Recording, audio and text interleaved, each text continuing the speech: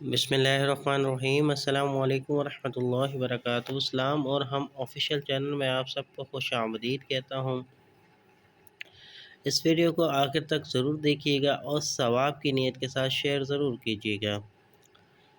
اسلام کے 8 حصے فرمان مصطفیٰ صلی اللہ علیہ وآلہ وسلم ہیں۔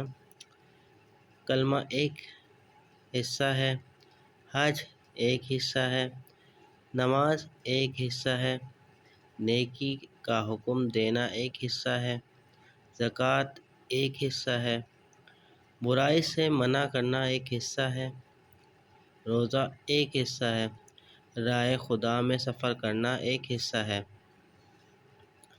اور جس کا کوئی حصہ نہیں وہ رسوا ہوگا۔